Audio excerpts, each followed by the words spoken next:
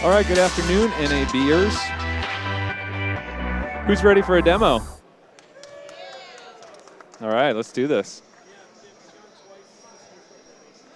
So thank you all for coming. My name is Brian Tario, and I live here in Las Vegas. I've been here for 15 years. I'm a producer, motion graphics guy, and editor.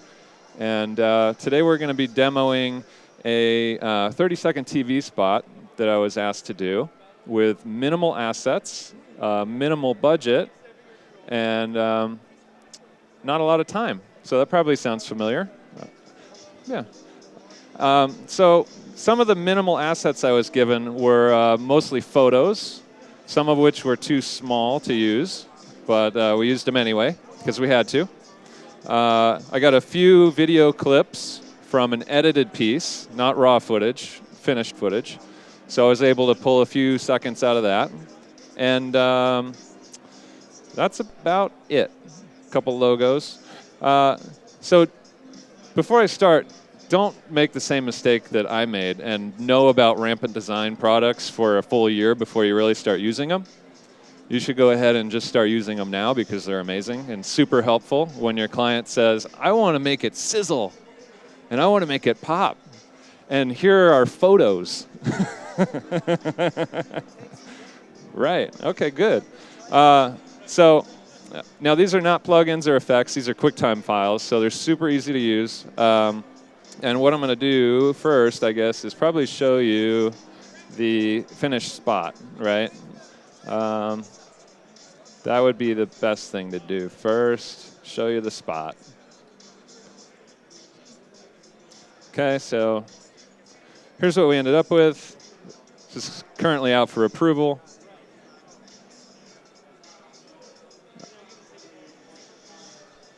Don't tell my client that I'm demoing this in front of everybody at the show.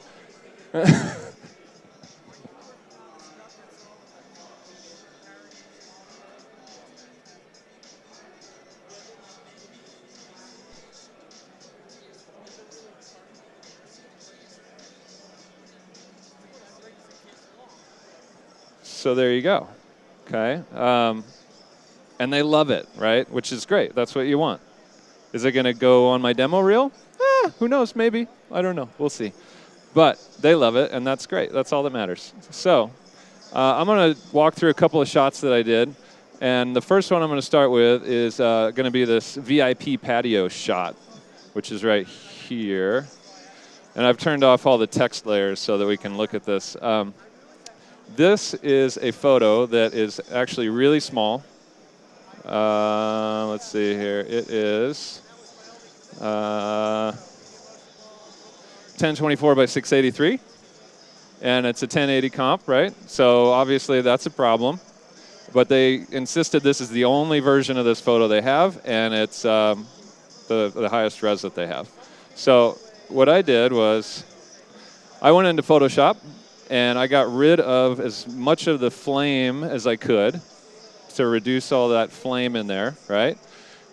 And then I took Rampant Design Fire, and I replaced it with actual video, right? So when you come in here and you see this, it looks a lot more like, you know, moving fire. It looks a lot better than what they gave me. And I also did some tricks, classic tricks with masking to create a little fake depth of field, right? Where are we here? Basically what I did is I created a whole bunch of fire, duplicated it a ton of times so that I could get density, right? And we're using the screen transfer mode. Everybody drink. So I broke it into 3 different sections so that I could do a little fake blur, you know, make it look like maybe it was shot by a professional instead of somebody's cell phone. And created something that, when it's a still, doesn't look that great, right? But when it's moving and it's only 35 frames long in a, you know, 30 frame per second comp, it looks fine. You know, it actually is one of the better shots in the piece, I think, because I took something that wouldn't work normally, and now it looks pretty cool. So that's the first shot where Rampant totally saved me with just a handful of files from their fire collection. And I would kind of consider that a combination between a utilitarian use and an artistic use, right? Because obviously it improves the art, but it's a very utilitarian thing because we're taking a photo and turning it into video, sort of. Okay, so then this other shot is also kind of a combination of utility and art, I think. We have this cheerleader shot, and she is where is she? I don't know, she's in here somewhere. But the point is, we have this cheerleader shot, so I took her into Photoshop, and I separated her from the background, and did a lot of cloning and everything, so I could do kind of your classic, 3D photo move in Photoshop. But then I brought her in here, and where is she? Cheerleader. I created some depth. There's the background layer, right? And did some amazing Photoshop work, obviously, to get rid of her in the background. Incredible work. This guy literally has 2 heads, but whatever. It's a 30-frame shot. Nobody's going to notice that. So then I took some other things, some embers, and I thought, well, what's going on the field when these cheerleaders are out there? Maybe there's like some fire effects or, confetti cannon. I don't know, whatever. But again, the shot's so fast, it kind of doesn't really matter what it is, Everybody's just going to look at her face anyway and whatever. So this was another very utilitarian yet kind of artistic way of using this stuff. Now, in a more artistic way that I think is more strictly artistic, I did kind of this hero shot on the building. I should say this spot is for an arena. It's to promote an arena, okay, in California. And this building shot is really cool. But again, I did kind of a similar thing where I went in, I created a clean background so that I could move the sky in Photoshop. And then I added, let's see here, I added some shadow light, some film flashes, and some different things to basically provide texture and interest in the sky, and also a little bit in the foreground, like there. Just to get this thing moving, because this is our hero shot. It's the first shot of the spot. It also ends the spot, more or less, in a similar way. So, I come in here, I drop in this shadow light. Normally, I would choose the screen transfer mode for a lot of the Rampant effects, but in this case, I wanted a little more punch, so I went with the add mode. I don't know if you can even really tell the difference or not. Let's see here. Not really. It depends on the frame, right? There you go. So I wanted it to be a little punchier, so I went with add instead of screen. And I guess for those of you that might not be familiar with these, which is really a mistake, I think, in my opinion, you should be familiar with these. This is what this clip looks like by itself. Okay, that's it. But then when you bring it in here and you bring him and his buddies and, you use a couple different transfer modes, you get some really interesting things in the sky, right? And so we create this kind of cool hero shot. Drama, It's a little foreboding when that's the only shot you're looking at, but in context it works. So that would be an artistic use. I thought was very good, very helpful. Now they did give me a little bit of footage, like I said, not a whole lot. What you see in the spot is pretty much it. There was this crowd shot, and it's a super boring crowd shot until you, let's see here, where is it? Until you add rampant effects to it. Because without the rampant effects, it's just, it's just people. It's not very fun. But then, you add some cool rampant effects, and you get these nice flashes. It looks more like there's some real energy in the piece, right? And what was super helpful here is it helped lead into this other shot, which is a lot more dynamic. Even if I turn off the, where is it? Well, there we go, studio flares. If I turn that off, this shot is still more dynamic because it's stage lights, it's a band, you know. It has all that. We add that to kind of complement those stage lights and just add more energy. But to tie this shot from a completely different concert in with this shot of Stone Temple Pilots, we have to add something, you know. So this is, again, like a very utilitarian yet artistic way to use these products.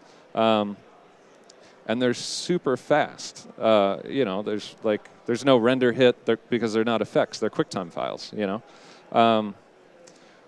So I thought that was a really useful way of tying those two shots together from completely different concerts. So another thing that I thought would be fun is sort of the classic fire and ice scenario. That's not fire and ice. That's not either. Where is it? That would be right there.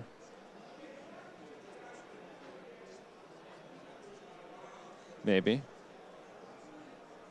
Maybe. Yeah. So who doesn't love flames with hockey shots, right? Come on. Fan favorite. So I thought, okay, I have this awesome still photo of this guy intently looking at the puck, right? And so I thought, okay, we're going to make a puck stare pre-comp. And we are going to throw a little rampant fire on the puck, which, again, out of context, when you're looking at it still, pretty cheesy. But when it's only 25, 30 frames, it looks pretty cool. And then we throw some sweet fire in the background. You know, we clip him out, again, doing some classic Photoshop tricks. And we add all this movement into what is otherwise a really static shot.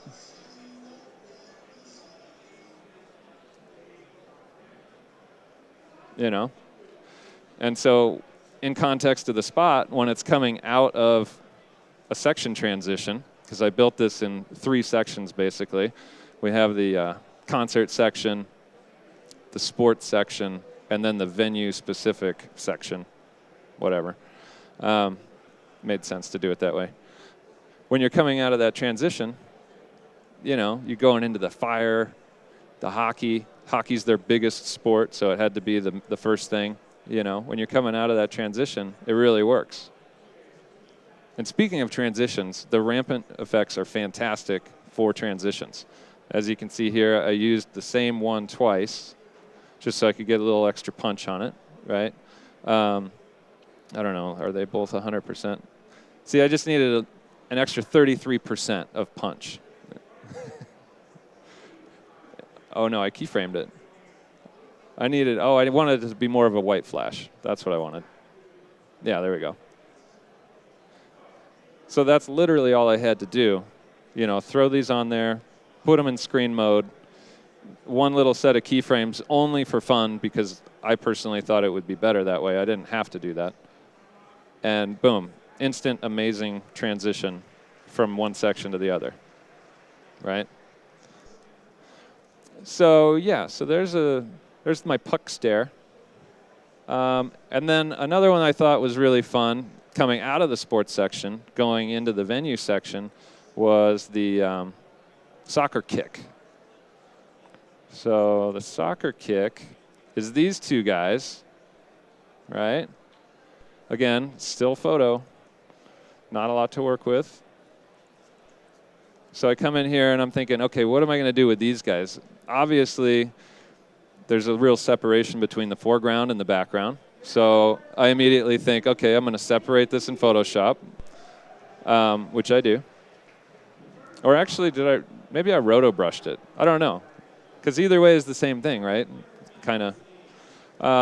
But then I had these awesome light blasts that the Rampant folks were kind enough to give me. And I thought, well, wouldn't it be cool if this thing came swooshing around behind these guys, right? Like, that would be super cool. And I'll show you what this looks like by itself first. This is what that light blast looks like by itself. That's it. So it goes right to left, obviously. So in my scenario, I felt like, okay, it's going to go left to right. So if anybody wants me to go through how I did that, just raise your hand.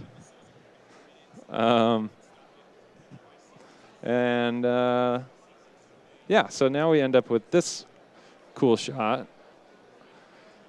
And after watching some demos from other people yesterday and the day before in some classes, I thought of a whole bunch of other really cool things I could do for this shot.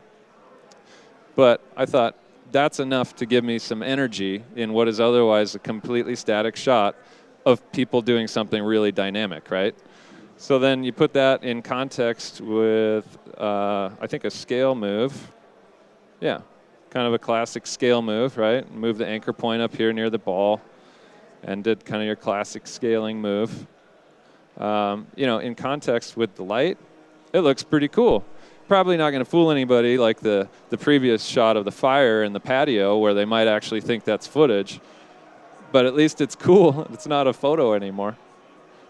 And then another one that I did with a really boring photo that I thought was helped out in a really artistic way by the Rampant effects, the Rampant clips, is this boxing shot, which is right here.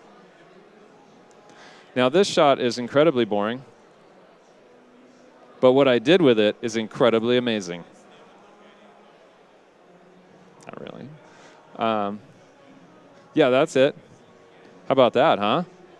When your client sends you that, you think, oh, this is a done deal. I got this. This is golden. Not only is it wide and nothing's happening, there's nobody there. So what do? In this case, I added some fake spotlights using a plugin, right? So I created these fake spotlights, which obviously super help. But then I also added this Rampant shadow light, which gives it all sorts of dynamic interest. Here, wait. Oh, now I'm breaking my comp. Hold on. There we go. So by adding that shadow light, you can see that it looks like things are happening when in fact there's literally nothing happening in that shot at all. And just so you can see what that looks like on its own, this is Shadow Light 115. That's it. So you take that clip, which is literally 2 seconds long, and you drop it into your sizzle piece, and you have instant magic where before you had essentially nothing. Now, my demo time is actually technically over, but does anybody have any questions about anything that I showed or any Rampant design clips, bundles, packages? Yes, Dave? What is my delivery format? Oh, this is for broadcast, believe it or not. Yeah, this is broadcast. So this is going to be a 30-second spot, and it's also going to be cut down to a 15, and it'll be a 1080 deliverable to some West Coast cable channel or something. Yeah. So I just want to thank Rampant Design for having me in their booth. I hope that was interesting. I'd be happy to hang out and talk with anybody about the products. And again, thanks.